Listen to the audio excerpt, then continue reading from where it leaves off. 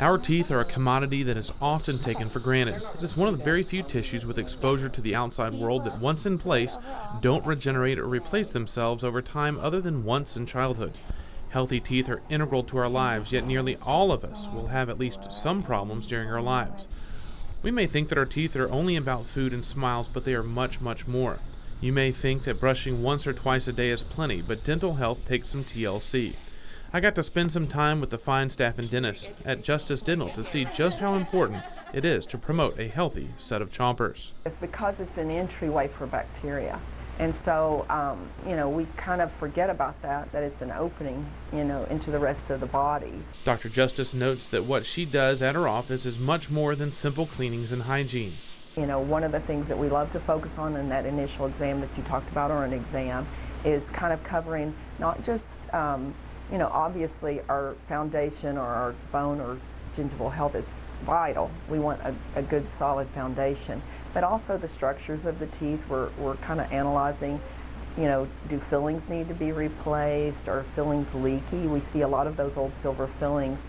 They were placed without what we call a bond to the tooth. We do, crown work. We do a lot of tooth-colored crowns or onlays or different types of restorations like that if the tooth needs more strength. We find that we have to do root canals sometimes. We do those. We do a lot, but we also refer a lot to endodontists if they're challenging. And we also do implant dentistry if there's a missing tooth and we know that a tooth is kind of hopeless. We have a lot of alternatives now in dentistry to actually give you something back that looks just like a tooth by placing an implant. As a patient, dental health is something that shouldn't wait for a problem. You need to be proactive and take the steps to take care of your teeth and prevent dental problems. Well, the importance is to maintain your tissue, gum health, and bone health. And so the recommendations for someone who's healthy is to actually visit twice a year to maintain health. For people who actually do not have tissue health, the recommendation might be different. For example, if you've lost bone or have inflamed tissues and bleeding, we might put you on a tighter recall schedule just to come in, or recare, because we need to maintain the gingival bone health and gum health. It's really a lot more complex than what we've in dentistry alluded to for people. So sometimes people feel like I only have to go twice a year to maintain oral health, when in fact it may be different than that. So really what we're trying to do in those exams or visits is to just evaluate the tissue health and bone health. The minimum advised dental visits is twice a year, but that may not always cut it. Sometimes train people to think that you come in for twice your cleanings and you're healthy. Brandy Sparks is a hygienist at Justice Dental and is seeing Pam Ryan today. Pam is a longtime patient in the office, and Brandy helps us understand the keys to the biannual exam. What do you look for when you're doing the checking of the teeth here? I'm checking for cavities. I'm checking for any little pits within the teeth, fracture lines, checking for older fillings that may be starting to leak and break down, just to make sure everything is intact. Now, where did you feel like you bent the wire? We take x-rays on a periodic level of either once a year for bite wing x-rays or full series every 3 years. And what we're doing is just checking things that we can't see with our eyes. So, we see a lot of things going on in the mouth, but sometimes things hide, bacteria hide, and so we can't see that there's maybe a cavity going on or a crown or cavities in between the teeth. So it's very important to get regular x-rays to make sure that we're not missing something. The good thing about that, though, is we have digital x-rays here, so the radiation's very, very low. They even tell us we don't even have to use this lead apron, but for patient comfort we do that. And so the radiation's very low compared to the benefit of what we're finding with the x-rays. It is also important to get the input from the patient on any changes or concerns they've had since the last visit. Well, patients are very in tune with their body, so the main thing that they will see if they're feeling any sensitivity, I wouldn't know that she was having sensitivity, so she can tell me that, and that may show us some underlying problem that we wouldn't be able to detect without the patient's intervention.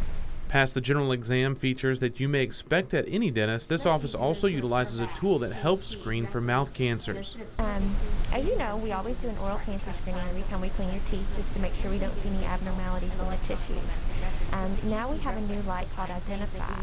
It helps us to detect cellular changes with oral cancer.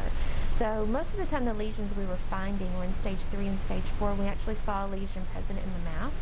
And this camera is allowing us to see things at the cellular level, to be able to catch things at stage 1, which is the very beginning when it's much more treatable in stage 1. Where stage 3 and stage 4, sometimes people are losing parts of their teeth, parts of their jaw, their tongue. So this is just one extra way for us to help be more preventative and to help diagnose oral cancer. So that's the screening I'm going to do first here before we start, okay? Okay. Whitney Neuman is also a hygienist at Justice Dental, and today she is checking on longtime patient A.J. Ryan. She fills us in on the art and technique of brushing your teeth. It may seem obvious, but it's a simple fact that many of us are doing it wrong. In fact, you may not even have the right tool for the job. The average adult really does only spend 30 seconds with a manual toothbrush. Not every toothbrush is the same, actually. The first and probably most important thing is to look for a soft bristled brush. They make toothbrushes with medium and hard bristles, but those are too aggressive to the enamel and the gum tissue, so you always want a soft bristled brush. The other thing is most time patients pick up manual toothbrushes because that's really what we've just grown up using. But all the latest research does show that electric toothbrushes remove a lot more of the bacterial plaque that builds up in the mouth. Electric toothbrushes remove a lot more of the bacterial plaque that builds up in the mouth.